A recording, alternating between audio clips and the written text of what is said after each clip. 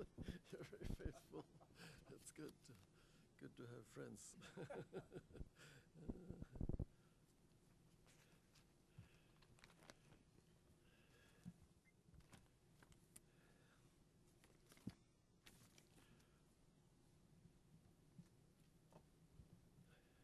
Okay, I think we'll get started. Please move up to the table. Still some empty chairs. No. All right. Welcome to the Wilson Center. Welcome to this European Studies seminar with the OSCE High Commissioner for National Minorities, Ambassador Knut Vollebæk. It's a great pleasure to welcome Ambassador Vollebæk back to the Wilson Center. So longtime friend of the center and one of my favorite ambassadors to the United States. I may be biased as a former Nobel Institute fellow, but it's wonderful to have you back at the Wilson Center. Let me make a couple of words of introductions and then turn it over to you for some remarks. And then I hope that before the hour is over, we can get into some discussion with the audience. After the end of the Cold War, it became increasingly clear that in contrast to the massive interstate wars during the 20th century, contemporary conflicts are generated more from internal tensions and frictions within states between different groups based on ethnicity, religion, and language, frequently in the context of majority-minority relations. Ethnic conflict is one of the main sources today of large-scale violence in the OSCE area. Minority issues simmer and have exploded in OSCE countries, from Albania to Croatia, Estonia, Hungary, Kazakhstan, Romania, Slovakia, Macedonia, to name just a few. To respond to this challenge, the then Conference on Security and Cooperation in Europe, CSCE, now the OSCE, in 1992 decided to establish the post of High Commissioner on National Minorities, to be the instrument of conflict prevention at the earliest possible stage in regard to tensions involving national minority issues, to prevent possible interethnic tensions within and between states from developing into conflict. For almost 2 decades then now, the High Commissioner on National Minorities has been active in this area in conflict prevention based on the mandate established by the OSCE participating states to provide early warning and early action in situations of tension involving national minority issues, if in the judgment of the High Commissioner, these have the potential of developing into conflict, affecting peace, stability, and relations between OSCE participating states. So in many ways, this function is akin to, as it has been called, Europe's tripwire, alerting the OSCE of tensions before they develop into full-blown crisis and conflict. Such intervention, of course, can only be judicious and effective if it is based on the collection of reliable information on the ground, adequate analysis of the conflict potential and risk, and engagement with all relevant parties in a non-public manner. The successive High Commissioners have tried to employ an approach that can be characterized in 3 words: impartiality, confidentiality, and cooperation. In this framework, and this is the framework for the High Commissioner's approach, which involves both short-term and long-term perspectives on the prevention of conflict. Rarely have tensions escalated beyond the point of preliminary mediation and threatened to erupt into open violence to cause the High Commissioner to issue early warnings, as defined in the OSCE mandate. This happened, I think, twice, once in 1999 in the former Yugoslav Republic of Macedonia, and more recently in Kyrgyzstan in June 2010. We're hoping to that the High Commissioner will elaborate on these events. The High Commissioner at the time issued an early warning in Kyrgyzstan last June, but has been most effective in the early action part of the mandate, including through the promotion of respect for minority rights and finding a sustainable balance between legitimate interests of the majority and the minorities. High Commissioner has also been involved in the Caucasus, including in Georgia, where Armenians, a national minority in the state, are local majority, and where proficiency in Georgian and contacts with central authorities in Tbilisi were weak. In the Balkans, the High Commissioner continues to work in situations with actual or potential ethnic tensions. In these and other cases, the High Commissioner has given advice on legislation and policies and supported projects that promote the integration of society and are targeted at addressing root causes of potential conflict. Let me just say a couple of words of introduction about Ambassador Knut Vollebæk, the current High Commissioner. Of course, he's a former Foreign Minister of Norway, appointed as High Commissioner in July 2007 for a 3-year term. He was this mandate was extended for another 3 period last August. High Commissioner Vollebæk is internationally recognized for his role in the promotion of peace and security and the protection of human rights, which have been a constant theme in his political and diplomatic career. He's Norway's foreign minister from 1997 to 2000. He was the chairperson office for the OSCE in 1999 at a time when crises fueled by interethnic tensions erupted with remarkable speed and force in the OSCE region. In this capacity, he played a key role in attempting to find a peaceful solution to the Kosovo situation in the run-up to the war, and led the international community efforts to establish a presence in Kosovo and insist in its reconstruction and rehabilitation in the aftermath of the hostilities. Ambassador Vollebæk's leadership and diplomatic skills also contributed to the adoption of 2 important documents at the 6th OSCE Heads of State Summit in Istanbul in November 1999. The Istanbul Summit Declaration and the Charter for European Security, which formed the bedrock of post-war Cold War security architecture in Europe. In 2005, Ambassador Vollebæk led the 7-member panel of eminent persons appointed to review the work of the OSCE and advise on its future reforms. He has not only dealt with the dire consequences of ethnic strife in the OSCE context. As his country's foreign minister, he laid the groundwork for the Norwegian-sponsored peace process in Sri Lanka. In 1993, Ambassador Vollebæk was the deputy co-chairman of the International Conference on the former Yugoslavia and responsible for the negotiations between the government of Croatia and the so-called Krajina Republic. He joined his country's Foreign Service in 1973, back in the dark days of the Cold War. It's been posted to New Delhi, Madrid, and Harare. In 1991, 1993, he was Norway's ambassador to the Central American states based in Costa Rica, and this was followed by a stint from 2001 to 2007 as his country's ambassador to the United States. A long, distinguished career, phenomenally important responsibility at the moment. We're all thrilled that you can be with us today and share some of your experiences and provide an update on the High Commissioner's work. Ambassador.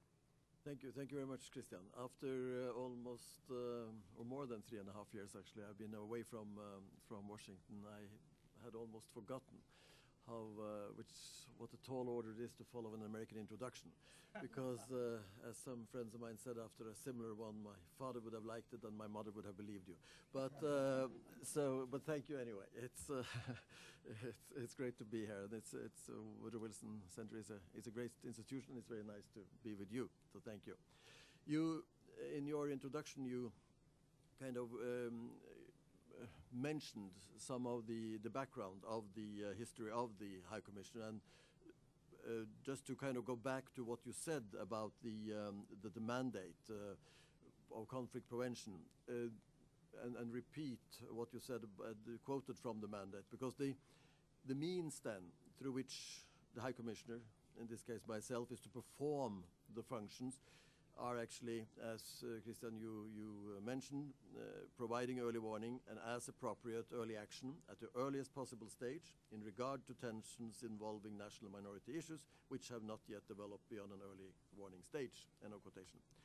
And just remembering what is happening now in North Africa, we all know that this is easier said than done. There is no foolproof system for identifying the factors that may trigger conflict.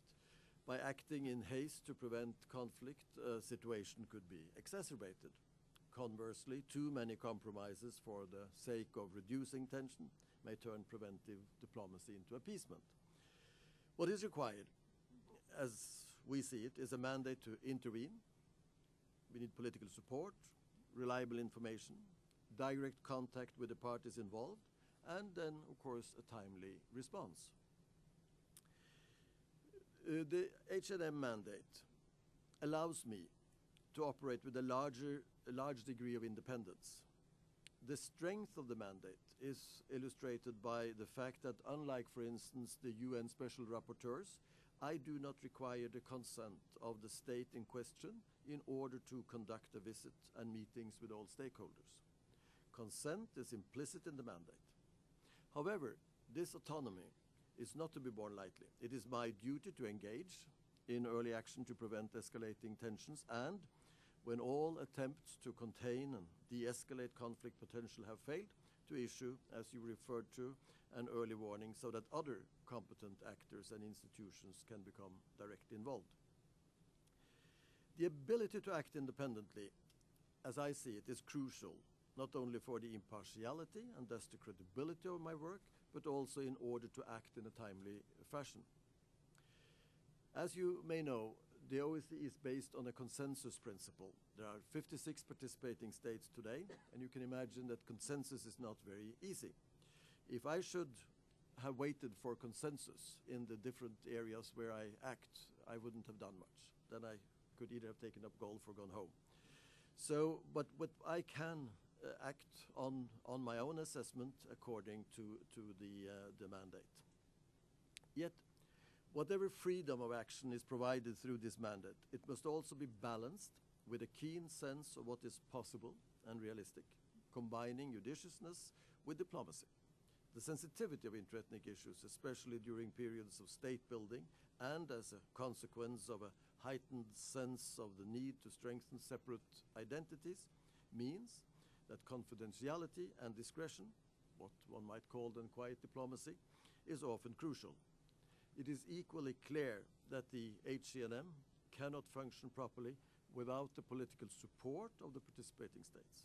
I need the states to act on the information I provide and to be willing to proceed with their own follow-up when needed.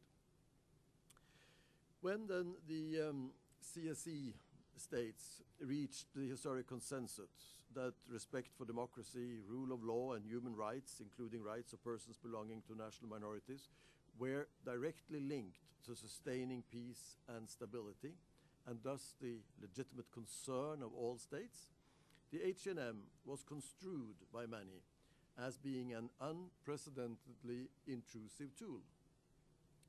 The High Commissioner's business is getting involved in sensitive situations which states had typically considered to be what one might call internal matters. That did not concern outsiders. It is therefore clear that in order for involvement to be helpful, rather than risk exacerbating potential conflict situations, the HCNM's work must be based on trust and cooperation. Durable solutions are only possible if there is a sufficient measure of consent from the parties directly involved. As my toolbox contains no sticks, and I would say very few carrots also, the usefulness of my action relies on ensuring impartiality and the quality of the advice that I give, not to mention the need for patience and persistence as I follow up on issues with conflict potential. Respect for human rights, and in particular compliance with international standards on minority rights, lies at the core of the HNM approach. It is, however, a tool for conflict prevention and sustainable security rather than an end in itself. If the reason behind the H&M institution was the recognition of the dangers of the tensions appearing in many parts of Europe in the early 1990s, and if some observers are questioning the relevance of this conflict prevention instrument almost 20 years later, then recent developments throughout the world show that conflicts cannot be avoided if the root causes are not understood and addressed. Both the security dimension of human rights and the human rights dimension of security are as pertinent as ever, and ethnic, cultural, and religious diversity all too often becomes the focal point for spiraling tension. The experience of the H&M over, as you referred to, Christian, almost 2 decades, illustrates why it is essential to address tensions stemming from interethnic inequalities in terms of recognition, participation in all aspects of society, including the economy and public affairs, and providing opportunities to members of society to develop their identity and language in community with others. Yet, integration of society, while respecting diversity, as we stress a lot, means focusing on the continuous process of mutual accommodation and mutual respect of all groups in society. Fostering a shared sense of belonging, recognizing rights as well as responsibilities of minorities and majorities alike, while avoiding assimilation or separation of subcommittees or subcommunities, is the basis for long-term stability and prevention of interethnic conflict within a state. Let me then, you mentioned, Christian, that we might have some examples, and let me now go back or forward or whatever and provide some examples of the H&M experience from different regions of the OSCE. Some focused on immediate action and others on long-term development of preconditions for sustainable, peaceful societies. But all, as I see them, are profoundly linked to the prevention of interethnic conflict. My first example is the one that remains high on my agenda also today, and you referred to it, namely Kyrgyzstan.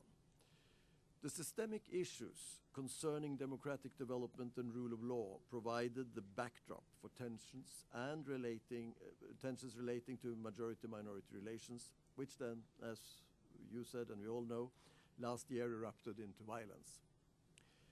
Since I've taken up my position, I have closely monitored the developments in Kyrgyzstan. The interethnic situation further deteriorated last spring, and as you may be aware of, and as you mentioned, Christian, I then took the ultimate step, because according to my mandate, an early warning is an ultimate step. And I went back on numerous occasions to the Permanent Council in Vienna to warn them and tell them about what I saw as a deteriorating interethnic situation, and tried then to demobilize or to mobilize a decision by more potent international actors to intervene with other means. Nevertheless, tragic loss of life was not prevented, as you also very well know, and we can rightfully ask what could have been done by all actors in order to avoid this. It is with unease, I must say, that I have to admit that the situation in Kyrgyzstan remains volatile. The fledgling parliamentary democracy is weak. Unresolved resentment over last year's event could turn into an open hostility, while reconciliation initiatives seem to take place more on paper than in real life. The Uzbek and other minorities continue to experience discrimination in employment and other spheres of life, especially in the south of the country.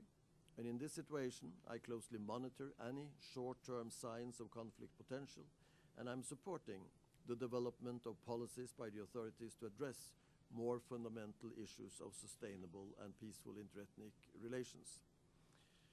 This is done particularly now through the recent initiative that President Otunbayeva, upon my advice, has taken to elaborate the concept of interethnic policy and consolidation of the Kyrgyzstani society. And I see this as a very positive step. However, it requires further dialogue, and it requires international expert input, and at the same time it requires, of course, a local ownership and political commitment, without which the implementation is not conceivable. Second example that I might like to mention is the background of the HCNM involvement in Georgia.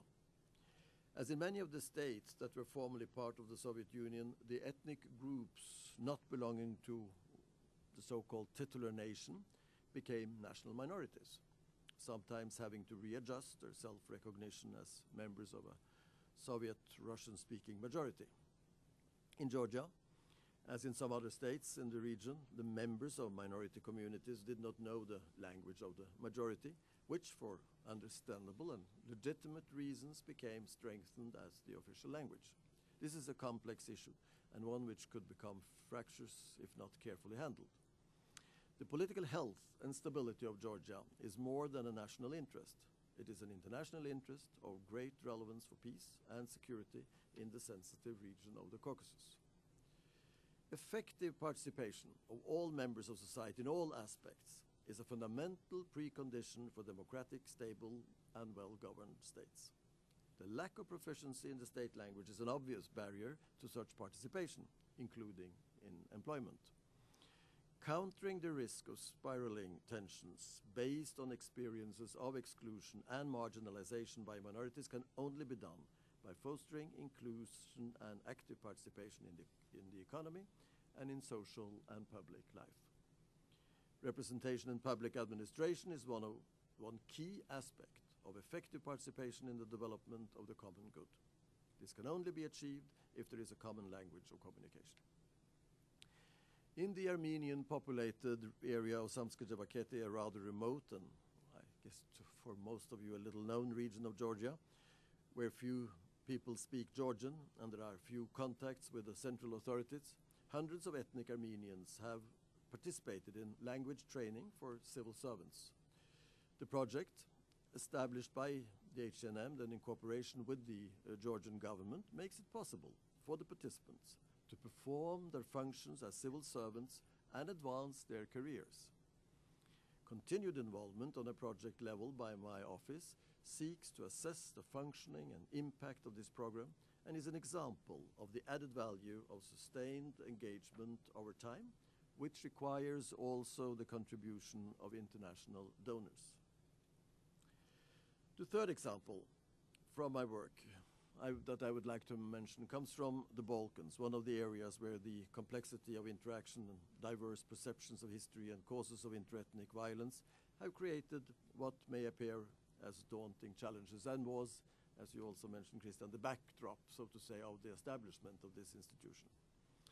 The former Yugoslav Republic of Macedonia faces cleavages along linguistic and ethnic lines, which are unfortunately reflected also in the increased separation in education rather than improvement in trends of interaction. This is unfortunately is a tendency we see in the Balkans, Macedonia, Bosnia, Herzegovina, that you see a separation, segregation, rather than an integration in the societies over years.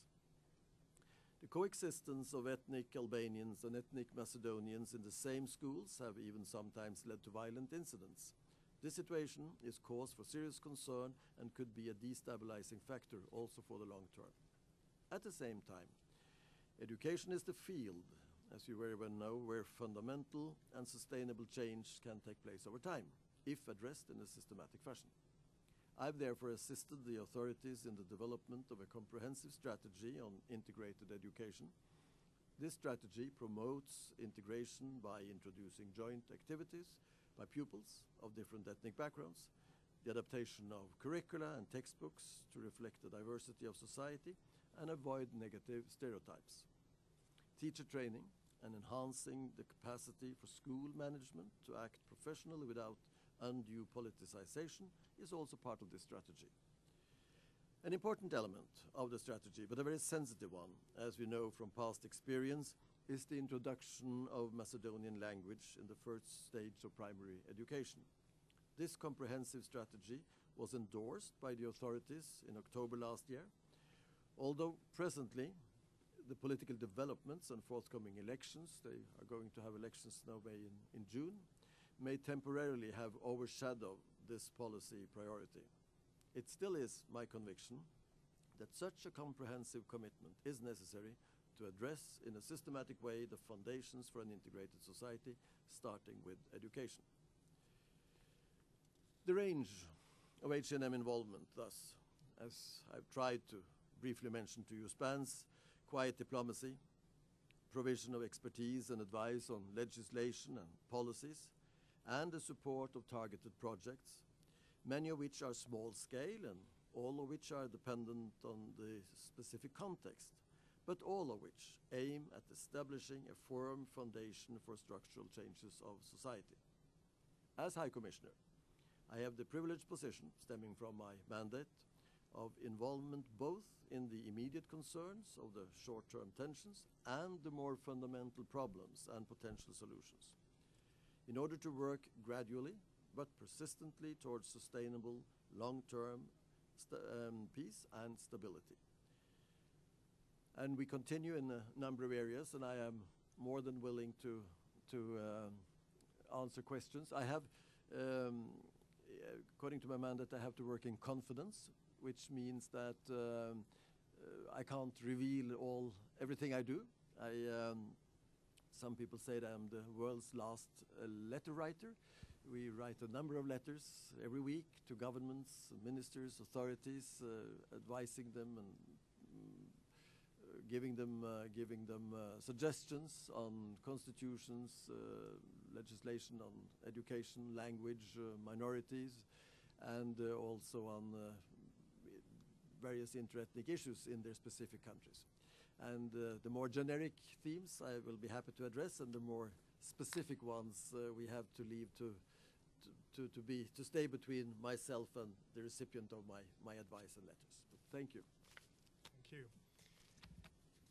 Let me perhaps open the Q&A by going back to one of your statements. You mentioned, and for Washing, this is a rather unlikely statement that you don't hear a whole lot around here. Your statement, very modest statement, that in your toolbox there were no sticks and few carrots. Mm-hmm. Let me sort of turn that into a question and push you on that a little bit.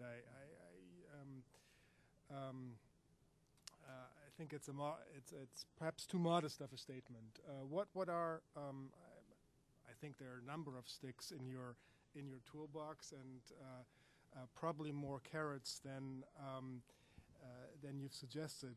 What do you think is your most effective sticks? And I'm also interested in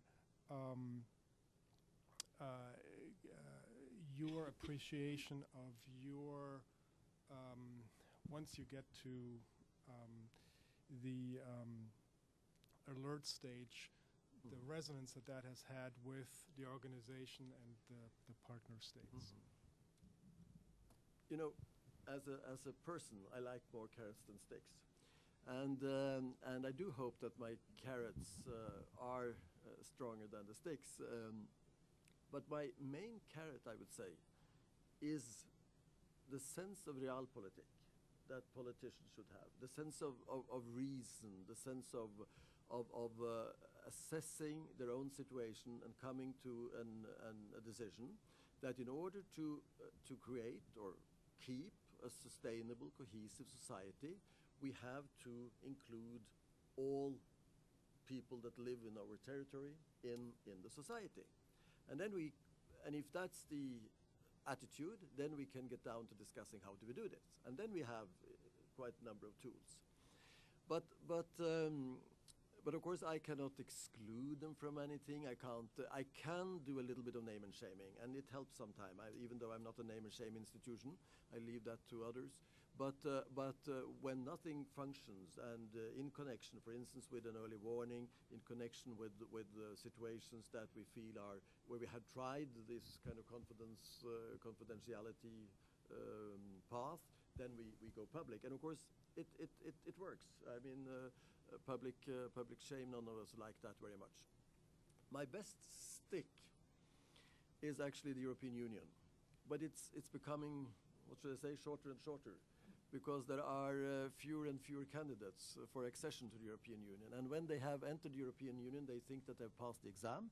And seriously, I've come to some countries and they look at me and they say, but why are you coming now? We used to work with your successor on the path towards or the accession. But now we are inside, so we don't need you anymore. So then I have to be the old schoolmaster and tell them that you learn for life and not for the exam. And this is a lifelong process, and I go on and on. It doesn't always work, but anyway. So, but we see in the accession process, and we see that also today. We work very closely with the European Union, and as you know, they have progress reports for the candidate countries. And when our advices are reflected in the progress reports, we see a 180-degree change. So in that respect, I would love that more and more countries, they should probably be at the accession path forever, because then they would behave in a different way. So the political clout that, for instance, the European Union has, one should not underestimate. And we try then to work closely both with the European Union and also with the United States, which was a great actor. And to the extent that we have the support of bigger powers, bigger actors within the OSCE, we feel that we also can have some more what should I say, a clout and better influence. You had a last part to your question or your comment. I think I covered it. Okay. You've covered it. Let's open it up to some others. If you could please, in Wilson Center tradition, state your name and if you'd like your affiliation. It's right next to you. Sorry. Thank you. I'm Vladimir Karamurza with RTVI Television. Could you comment a little bit on the situation in Russia, especially the Russian Caucasus and the potential ethnic tensions there, and also situation in the Baltic States? I know you visited Latvia earlier this year, and situation there with a Russian language minority that alleges discrimination. Thank you. Maybe to start with the Baltic States, because that was an area that the High Commissioner took up very early from the very beginning. The first High Commissioner, Max van der Stoel, was involved in the Baltic countries, particularly then Estonia and Latvia, where you had, as you said, the large Russian community. And I think we have been, particularly than my predecessors, have been fairly successful, because through the language legislation, education reform, we see now that there is the proficiency in the two state languages, Latvian and Estonian, is quite good. And at the same time, we have also then been quite adamant that there should be the right to continue mother tongue education in Russian, which seems to work quite well. There has also been, I would say, quite good progress in the the accession to citizenship. But as you will know very well, that's not fulfilled yet. We still have about, I would think, 8% of the population of Estonia that are not citizens, and you have about 13%, I would think, of Latvia, the people in Latvia, living in Latvia, that are non-citizens, which of course is not satisfactory in any way. And that's why we continue to work with both countries in order to find ways and means of how to address this. We have suggested, Estonia has introduced participation in local elections for non-citizens, which I think is very good. Latvia has not yet done that. It's something that we have addressed several times, that they should open up, because this again has to do with ownership, participation. We have also worked quite actively on simplifying the naturalization exam and registration of newborn babies in order to facilitate that. Yeah, they haven't agreed entirely, but they're looking into it, and we will continue to work with them on these issues. I think there are reasons to be concerned with some of the interethnic situation in Russia. When I was there the first time after I took up my position, I was struck actually by the openness, willingness to admit the tendency towards xenophobic attitudes, both in the Duma and in the government. People talk to me about the concern for hate crime that you had, and in Russia.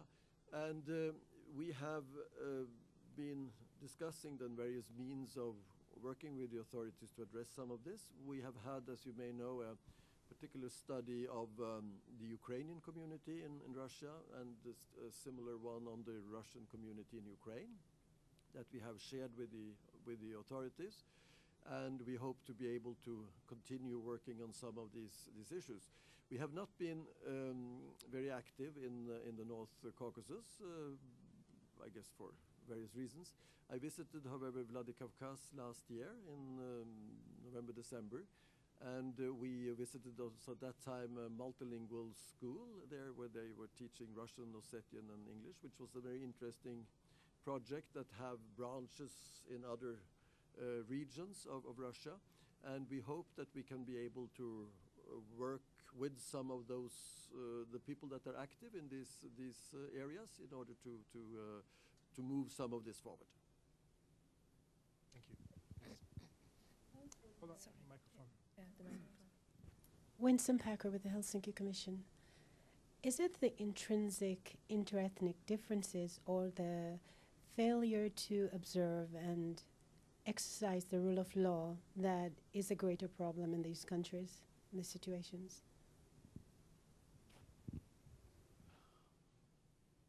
I guess it's both. I think, you know, I'm sometimes criticized for being biased or not fair or having different approaches in different countries.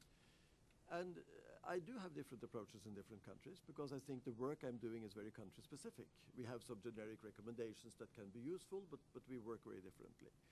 And I think in some countries it's fair to say that the history is a burden. There is no doubt about that. And you cannot kind of leave the history and say, forget about it and start anew. We have to take that as a reality and try to work with the people on this. I think in many of these instances also the economic and social development is extremely important. It's not only the question of political situation. We see that time and again that for instance when you have economic and social problems, people are much more responsive to populistic politicians that can abuse of their situation. Then, of course, in many of the countries I work, one has to be fair and say that there is quite a bit of corruption. There are very weak institutions for law and order, for justice. So we have to have a manifold approach, so to say, both through then more than looking into legal and institutional reforms, and working with the politicians to support good ones, responsible ones, to try to give them some power. And of course also then work, as I said earlier, with other institutions. I mean, we work with the UN High Commission on Human Rights. We work with the Council of Europe, Thomas Hammarberg, the Commission on Human Rights. We work, of course, with the other sections of the OSCE, ODIHR, Human Rights. And so I think it's very difficult to say that any kind of generic, because you have both the problems that you mentioned, and they vary, and sometimes they are combined, and that, of course, it makes it even more difficult. So there are difficulties that we have to take seriously, but we will try to address them. Thank you. Yes. Thank you. I'm Leon Weintraub, University of Wisconsin, formerly of the State Department, where I worked with OSCE affairs, and I greatly respected what you did in the late 90s as foreign minister and chairperson to start the verification mission in Kosovo. I'd like to ask what you said about the being specific for each country that you're in. I'm wondering if you're aware in your capacity of the possibility of other similar mechanisms that might be able to address similar issues in other regions of the world. I'm thinking of Muslims in the Philippines, or Copts in Egypt, or other regions all around the world. Are you aware that if other regional organizations might be able to benefit from such a mechanism, and have they explored the possibility of such a mechanism? I think, fortunately, there are a number of people and also institutions and organizations that work on conflict prevention. I don't think you have any institution with such a strong mandate as mine, working particularly on conflict prevention from an interethnic perspective. I think that's quite unique to the OSCE. And I often say that if you hadn't had a war in the Balkans, you would never have had this mandate, because it's so strong that today you couldn't have negotiated something similar. So when people say, do you want to strengthen your mandate? Some people in Vienna ask me about that. I say, no, please, don't open up this discussion, because if you start to open this up, it won't work. You will never be able to put the puzzle back again. Because of this kind of uniqueness, there has been interest from other regional organizations to look at us. There was in 2005, there was a meeting in New York with Secretary Generals of the regional organizations, organized by my predecessor, Rolf Ekéus, with the participation also of the first High Commissioner, Max van der Stoel. And they looked at this instrument to see. I think it's not realistic to see that this will be repeated or duplicated in many organizations, because the situation is difficult and different. But we have said that we would like to follow this up, because we think it's a very useful instrument. There was a meeting in Vienna last November or something with then conflict prevention people in the different regional organizations, because they don't have an institution like the H&M, but of course they have people dealing with potential conflicts and actual conflicts, maybe particularly in these different organizations, often then closely linked to the Secretary General's offices. And we are now trying to follow this up again, and we may try to do something with one regional organization instead of having all, but have a kind of a pilot project to see if there is one organization that could pick up some of this. And we have been looking at Africa, where you obviously have a number of interethnic conflicts and tension, and that the African Union, if they are interested, could actually benefit from looking at the mechanisms, the instruments, the tools, the experiences we have. And even if they don't establish an institution similar to mine, they could, in some form or the other, they could maybe use this in the work that they are doing. So we are doing this, and there seems to be an interest for it, yes. Thank you. Yes? Hold on. Yeah. Microphone. Edgar Schick, president of Baltimore International College. How big a staff do you have? You're running all over the world, my friend. How big a staff do you have that you work with, in addition to working with organizations? Thank you. I have 32 wonderful people. So it's not big, but and of course it could be bigger, but I'm not certain that I will, that's not my first priority. We have divided the office into regions. We have kind of two geographical sections, and then I have both political advisors and legal advisors, because since we do a lot of legal work, it's of course very important to have good lawyers, legal personnel, both within human rights law and minority rights law. So and then political advisors, often with an experience then from the region where we work, having worked in other international organizations or NGOs. Great. We're quickly running out of time, but let's take a few more. Gentlemen in the back, and then we'll... Thank you. My name is Martin Stasovsky from the United Macedonian Diaspora. Mr. Ambassador, how do you approach EU countries which are now members of the club, and they're thinking that they have immunized themselves from responsibilities towards human rights? I'm referring in particular to Greece and Bulgaria, which have persistently denied basic human rights of Macedonian minority in their... I approach, as I said, of course, I don't do exactly the same everywhere, but I approach all countries with the same kind of prerequisites. All the countries where I work have committed themselves to the OSCE Principles, and since this is an organization with consensus, it has not been imposed on them. This is something they have accepted themselves. So we can remind them of those. The countries you refer to are members of the Council of Europe, where you have a convention on the Framework Convention on National Minorities. You have, of course, human rights conventions. And so we use, even though, as I said, I'm not a human rights institution, that's more the ODIHR within the OSCE, and also then Council of Europe has a commissioner on human rights, Thomas Hammarberg. But we, in the work we're doing, we use these instruments or these standards that already are existing, of course, and we are not undermining them, but we use them as a tool for the countries to work on. But my mandate then is more to move in where we see this type of abuse that you might call could then lead to interethnic tension and conflict and violence. So and according to my mandate, for instance, I'm not allowed to take up individual cases. I cannot do that. I can refer them, probably, or I don't know if I can, but I do, to other institutions that have the mandate to do that.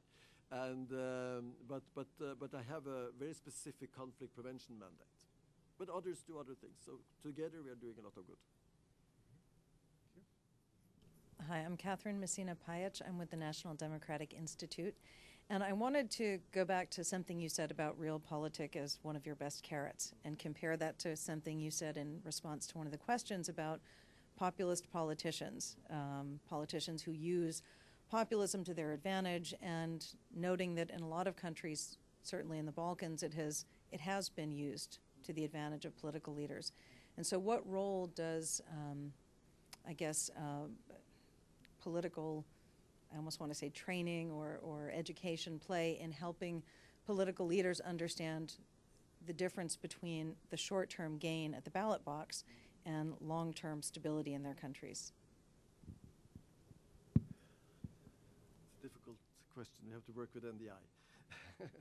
No, I think you are referring to a very worrisome tendency in Europe today. I think we see more and more nationalistic policy and rhetoric in many of the countries in Western Europe.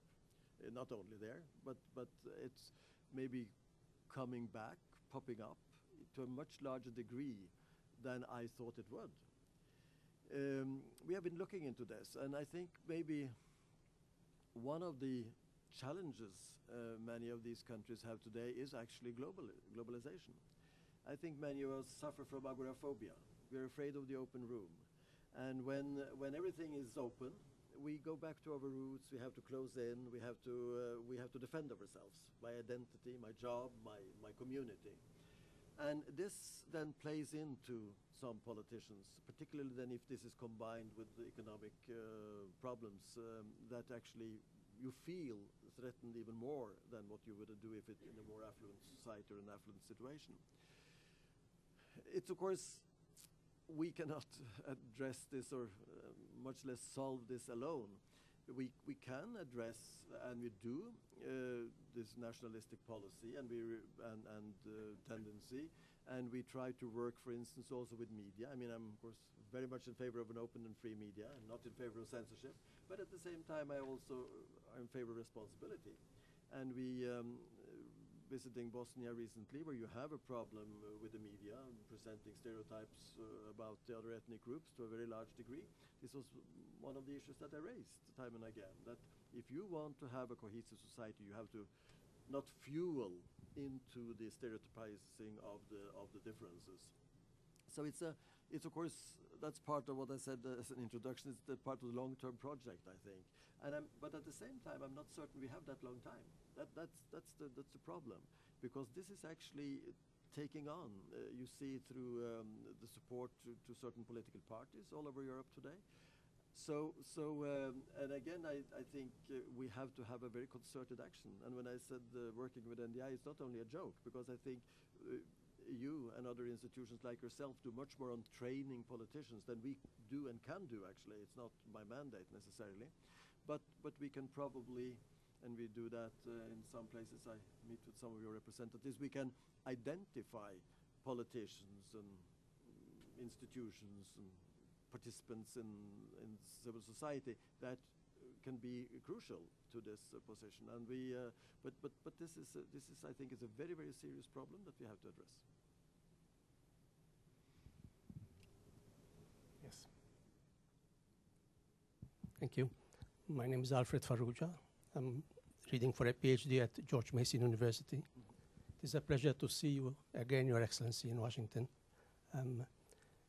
In December 2009, the OSCE added conflict resolution to conflict prevention, crisis management, all those kind of things. Do you think that the High Commission could, from its past experience, give any contribution to the Cyprus problem? You have just mentioned that you use the EU as a stick, and we know that Turkey wants accession to the EU. You are in favor of integration rather than division.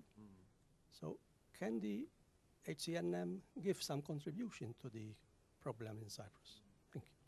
Thank you. Maybe. No, we have been discussing this a little bit with the United Nations. I think the United Nations feel that for the time being, this is something that they would like to follow up and deal with, and I think they also see that there shouldn't be too many actors in a kind of a fragile situation, which I appreciate. And also we have had a lot of other areas and concerns that have preoccupied us, which means that we haven't had so much spare time to look at kind of new areas. But it's not alien to us, and I think maybe it should come a little bit further when it comes to more the practicalities of some kind of cooperation. We could come in, and because I think at this stage it's also a lot. It has to do a lot to do with political will in Cyprus, as in many other places, but not least in Cyprus. But if there is this willingness to look into how can this, whatever cooperation they might choose, be implemented, then I think we can be useful with some of the experiences we have had in other societies and countries. Thank you. I think our time, well, do you have a couple more minutes to take one more? I think so. We have the next one. How we do it? Yeah. Well, let's take one more question.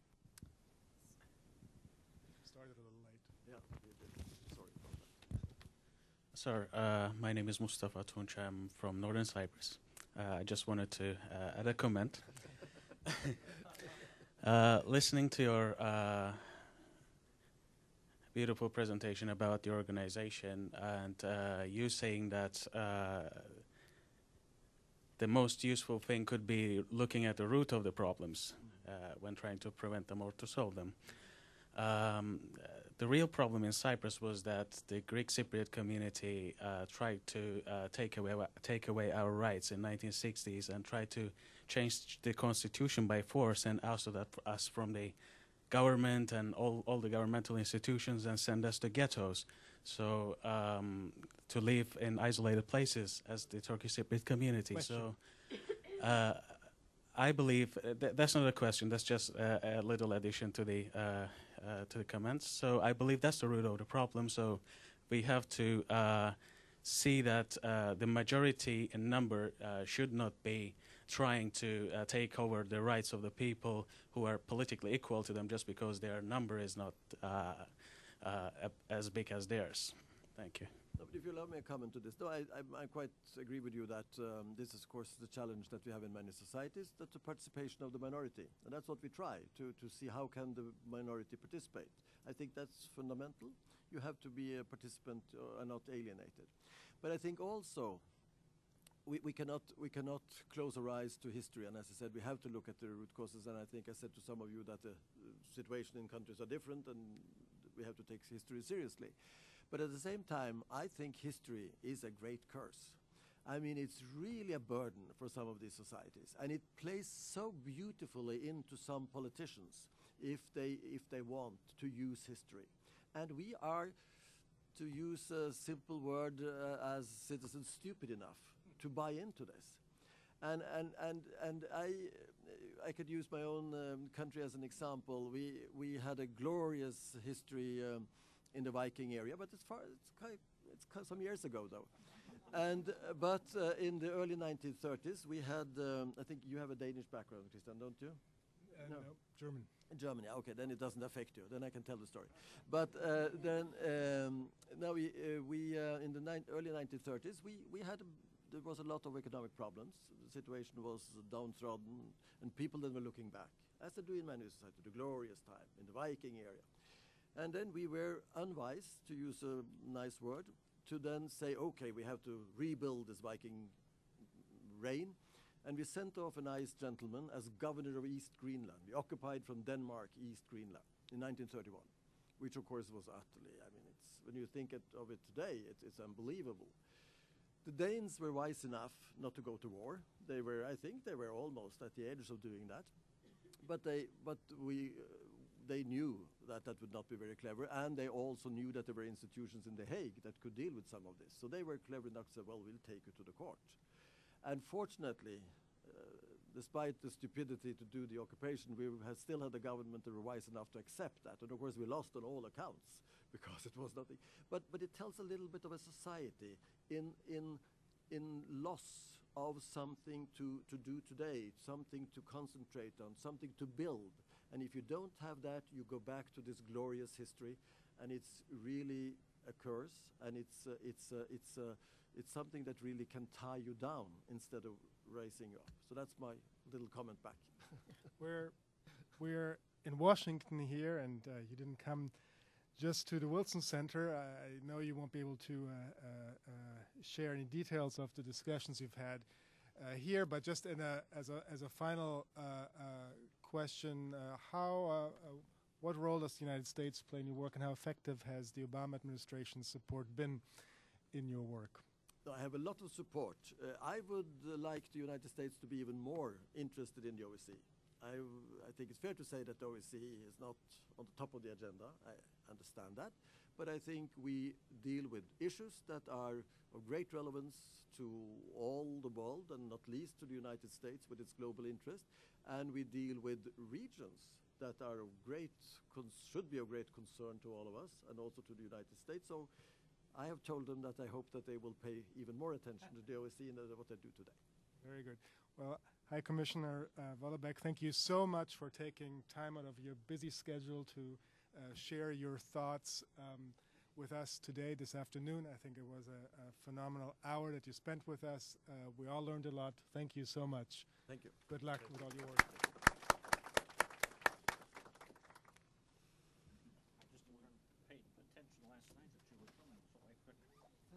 And you are president of you our have a college little again? college, Wonderful. have to be You pulled never out give to in. fix it. Yeah, No, that's good. I'll be That's 77 wonderful. soon, but you never quit. That's wonderful. So it's so good to see you. Good As to soon as see we also. saw it, Peggy, I said, you got to go see it. And say hello to Peggy. will, And I will tell Ellen that I met her. Yes, I will. Hope soon. we see you soon again. Yes, I hope to be back. Yeah. It's always nice to meet you. Thanks. It's good. Thank you. This was Did great. Let me give you a yeah, regard. excellent. I did find you, as you Yes, realized. yes. It's wonderful to have you here. And, And if you are coming to